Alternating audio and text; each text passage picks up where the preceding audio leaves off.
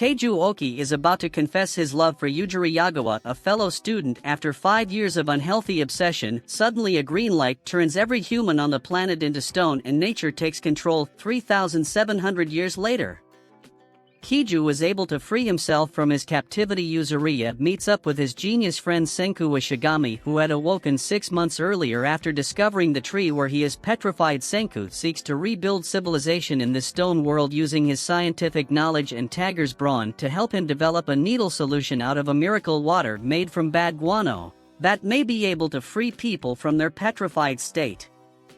After a year of research and development, the two friends have succeeded in creating a successful revival fluid blend. Senku and Taiju prepare enough revival fluid to resurrect one person, with Taiju selecting Nizuriya as the first subject. However, they are suddenly pursued by a pack of hungry lions, prompting them to resurrect Tsukasa Shishio, the town's strongest fighter, to fight them off. Tsukasa kills the male lion and skins it to wear as part of his outfit. Senku assigns Taiju with harvesting seashells and grinding them into calcium carbonate as a first step towards advancing civilization, as Tsukasa has proven to be a valuable hunter, providing food for the trio. Tsukasa, on the other hand, tells Senku that he plans to murder petrified adults in order to create a world free of corrupt adults, which goes against Senku's ideals of reviving everyone. Senku sends Tsukasa away to find the source of the revival fluid, while he and Taiju prepare a batch of revival fluid to finally revive Yuzuriya. Senku and the others set out for Hakone in search of scientific weapons to stop Tsukasa's murder spree, with Yuzuriya finding the great Buddha of Kamakura to serve as a landmark. Senku is given the ability to make gunpowder after the trio arrives in a volcanic hot spring following Senku's successful batch of gunpowder, which Taiju inadvertently sets ablaze. The group notices a different source of smoke in the distance, implying that there are other survivors. Senku decides to light the gunpowder even more to use as a smoke signal, prompting Tsukasa to track him down and kidnap Yuzuriya in order to get the recipe for the revival fluid. Senku recalls how he developed his love of science and became friends with Taiju as he relinquishes the recipe to save Yuzuriya and is given the option of abandoning science or dying. Senku prepares to die at Tsukasa's hands, refusing to abandon science after Tsukasa appears to kill Senku by striking him in the neck. Taiju and Yuzuriya uses gunpowder to set off an explosion around Tsukasa, allowing them to flee, recognizing that Senku would not simply sacrifice himself.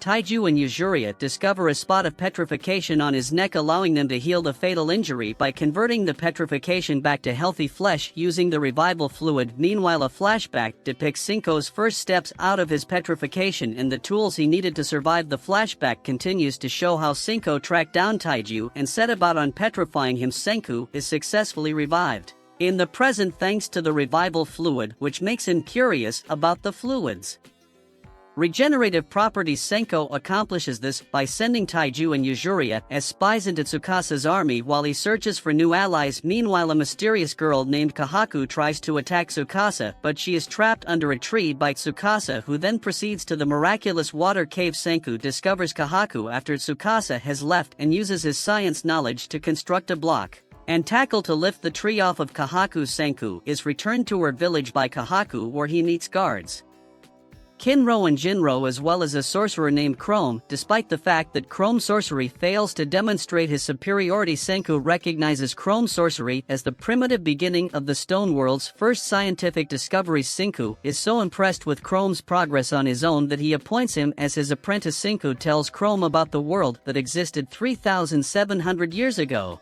and decides to help him develop an antibiotic to save Kahaku's sickly sister Ruri. After learning that Chrome became a sorcerer to help Kahaku's sickly sister Ruri, Senku, Kahaku and Chrome were aided in their search for the ingredients needed to make an antibiotic by another villager named Suika. The gang sends Suika to gather information on what the villagers want because they need more manpower to turn iron sand into iron. Senku discovers that food is a common theme among the villagers' desires and uses foxtail millet to make ramen to win them over. Genocide Jiri, a revived magician from Senku's time who had been sent by Tsukasa to confirm Senku's death, but claims he will instead give a false report. Approaches the gang while they are eating ramen. Senku takes advantage of a sudden thunderstorm to transform the successfully completed iron into powerful magnets, while Jin uses his street magic to ward off a violent villager named Magma. The gang uses the magnets to construct a power generator, which they persuade Kinro and Jinro to operate, resulting in the light bulb's reinvention. Jin is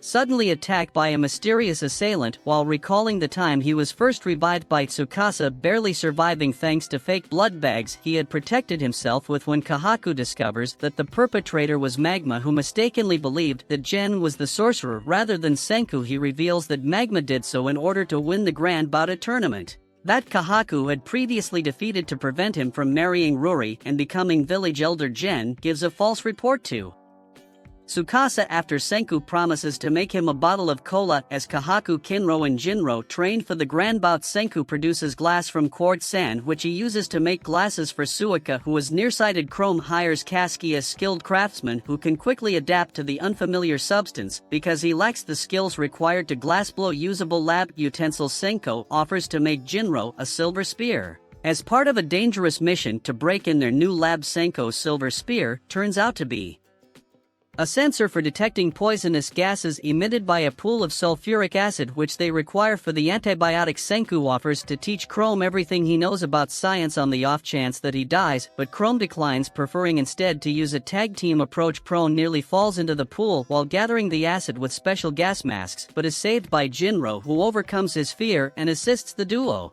in obtaining a bottle of the acid. Senku and the others start making the antibiotics' other components. Once they have their base ingredients, Senku joins the others in the Grand Bout, which offers alcohol to the winner in order to complete the remaining elements. Senku is greeted by Rory, who appears to recognize his name from somewhere when he arrives in the village for the Grand Bout. Mantle Magma's henchman kidnaps Suika, ties her to a tree, and tells Kahaku that Suka is drowning, causing Kahaku to flee even though he knows he is lying. Suka, having escaped her captivity and noticing Kinro struggling with his vision, gives him her mask containing the lenses of her glasses, allowing him to see more clearly and defeat Magma. In the first round, Magma deceives Kinro into consulting the referee so that he can attack from behind and claim victory. He then has Mantle throw his match against Krone to disqualify Kahaku for not returning in time when facing Magma in a one-sided semifinal match. Chrome combines his tears with Suika's glasses to create a magnifying lens capable of starting a fire. Jen returns using his sorcery to divert Magma's attention long enough for Chrome to set fire to Magma's clothes and win the match. Following Chrome's match, Jinro informs Rory that he and Senku will throw their matches together so that Chrome and she can be together when Murray says she will not pick a side and will marry whoever wins. Jinro's determined to defeat Senku and become the new chief, which everyone fears. Senku uses Chrome's weapon to hit Jinro's groins to win the match. Just before Chrome passes out after fleeing from Jinro, Senku has declared Murray's husband as a result of Chrome passing out before the final match, but he divorces her as soon as he obtains the alcohol he requires. The gang finally finishes their sulfa drug and gives it to Rory after working all night. When Rory's illness is discovered to be pneumonia, the sulfa drugs are found to be effective and Rory recovers completely. Senku is named the new chief of the village, which is revealed to be called the Shigami village as a thank you, and Rory reveals that she already knew Senku. Rory explains that she first learned of Senku's name from a story told to her by her mother. Senku's father, Byakuya, became an astronaut after Senku created an electric suit to assist him in passing the JAXA swimming exam. Byakuya joins fellow crew members Connie, Dahlia, and Yakov on the International Space Station 5 years after passing his exams alongside cosmonaut Shamil Volkov and American singer Lillian Weinberg. Byakuya and the crew witness a phenomenon that turns everyone on Earth into stone, leaving them as the only 6 humans left. Shamil, Lillian, and Connie venture down to the surface after Byakuya deduces that the phenomenon originated in South America, but they end up in the middle of the ocean, requiring Byakuya and the others to go down and rescue them on a nearby island. The 6 begin living together, forming relationships and raising children together. However, as the crew begins to Succumb to pneumonia by Akuya writes down the 100 tales in the hopes that Senku will one day be able to use them. Rory returns to the present and takes Senku to the village cemetery where Byakuya is buried, relaying Byakuya's final message to Senku. The 100 tales are a scientific gift for him. Tsukasa and his army are approaching, so Gen warns Senku and the others. Kinro is beaten down by a group of Tsukasa's army, led by a man named Hyoga. As they approach the village, Senku, with the help of Jin and Magma, convinces Hyoga's group that they have already produced guns, forcing them to retreat. Jinro is unwilling to cut down the bridge to the village while Kinro is still on it. Hyoga's team attacks again 3 days later, this time during a storm that renders guns useless, only to discover that Senku and the villagers have managed to produce katanas, despite the fact that Hyoga's spear technique makes him a formidable opponent. The spear breaks due to Jen's cunning sabotage. Hyoga reveals that his attack was just a ruse to allow his ally Hamura to sneak into the village and set fire to it, forcing the villagers out into the open. Suika successfully lures Hyoga's troops away from the village, stranding him and Hamura above the acid pool's poisonous gases. In order to protect the Kingdom of Science, 3 of Hyoga's minions are pushed off the tree and killed by the poisonous gases. Senku sets his sights on reinventing the cellular phone in order to attack Tsukasa's army before it grows too large. Hyoga meanwhile informs Tsukasa that Senku is still alive. Senku and village have started work on the cell phone with plans to finish it by spring. Senku creates a cotton candy machine to test with sugar in order to manufacture gold filaments for wiring. Hamura, who has been spying on the Kingdom of Science, receives cotton candy from Senku. Senku develops a gear train for the cotton candy machine after running into problems while making filaments, inspiring Chrome to build a water wheel.